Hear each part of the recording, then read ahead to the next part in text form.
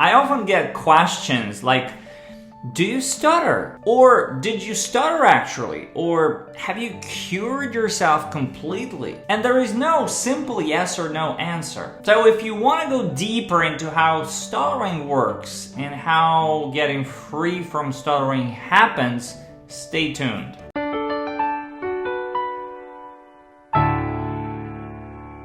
So first, I want us all to realize that we have, you have, I have predisposition for stuttering. That's not stuttering yet, but the way our brain is wired and the way it's synchronized with our speech mechanism creates certain discrepancy. They don't quite match. To put it simplistically, our brain processes speech a little bit faster than it should, and there is no easy way how to put them back, align them back together. And yes, on top of that, we have tons of physical muscle memory, the speech impediments themselves. And on top of that, of course, we have the anxiety, the hesitation, the anticipation, hiding stuttering, and generally avoidance behaviors. But the basis of it, the foundation for this new state, for this new automated speaking pattern, is at this brain level. And oftentimes we don't like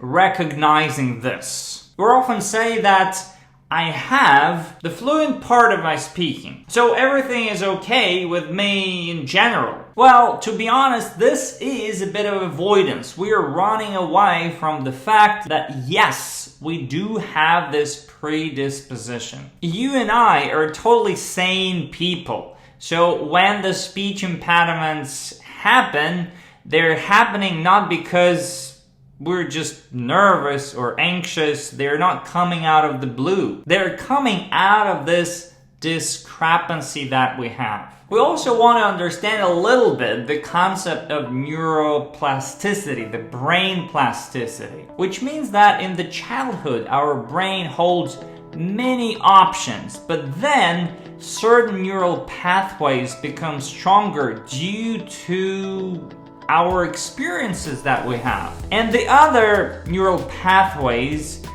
fade away. That's why some people who had some stuttering in the childhood grow out of it, but some stay with them, and those experiences become automated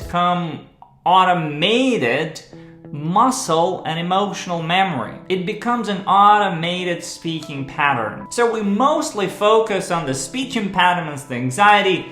We usually don't acknowledge, don't see the predisposition, the very ground, the insecurity in our fluent part of our speaking. And we also don't acknowledge avoiding. We don't see that avoiding in our life most of the time. We say, I stutter sometimes, or I stutter when I'm nervous. And by saying this, we also don't quite feel that we're avoiding a simple fact that I have a stutter. We're trying to say that no, I have that fluent part of my speaking. I'm kind of fluent, but sometimes I stutter. And that's running away, again, from this simple fact that the whole speaking pattern that we have is insecure. The fluent part of our speaking is insecure. So first of all, again, I want you to see all these layers of stuttering. The very, very predisposition basic ones.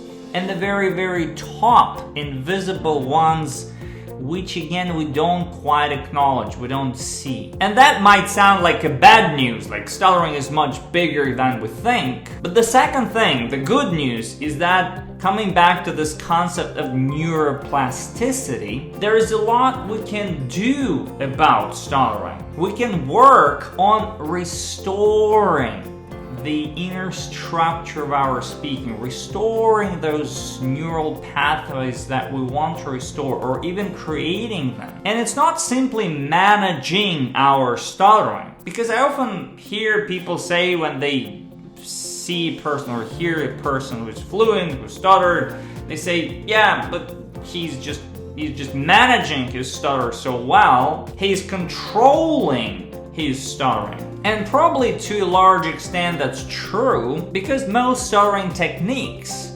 most stuttering treatment methods, they target the stuttering part of our speaking. They are about block modification, they are about getting through speech impediments easier or faster. What I'm preaching about is a bit different. I'm preaching about aiming at the fluent part of our speaking, bringing relaxation, effortless power, expression, and security to the fluent part of our speaking.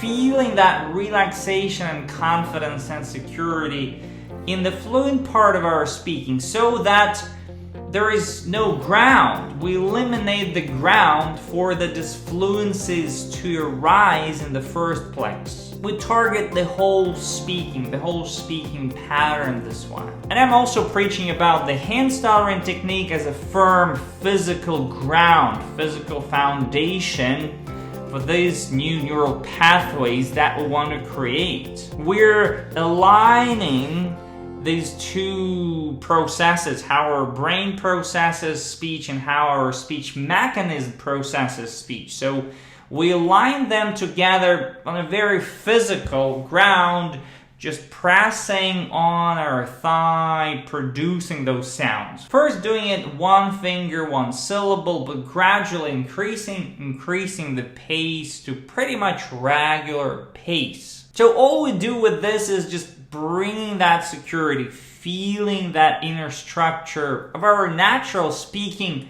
way better. So we gradually create new automated muscle and emotional memory, removing that physical and emotional tension that is attached to the act of speaking, bringing their relaxation, effortless power, expression, and generally confidence. We attach confidence to the act of speaking. Does it remove all the predisposition from the way I'm wired, my brain works? Of course not. The predisposition, some basic level ground, still stays there. And I feel it all the time. I do have a lot speech impediments in my speaking. And my wife sometimes asks me, how can you teach getting free from stuttering if I see you stutter sometimes? And that's the whole point about getting free from stuttering. It's not about totally being fluent. It's about developing a certain feeling attached to the very act of speaking that in general I am in control. Again, it's not about controlling the speech impediments, but it's about the general feeling that regular people have about their speaking. That I can come back to my confident speaking anytime. And getting free from stuttering begins with acknowledging that yes, I have a stutter. And the first way of such acknowledgement is just feeling good about yourself. Stuttering openly, stuttering easier, doing some self-talk with yourself that there is nothing to be ashamed of. You haven't done anything wrong. And I respect voluntary stuttering, intentional stuttering, open stuttering, just feeling okay about yourself. I respect this route. The second way of acknowledgement, accepting stuttering, which I'm preaching about, is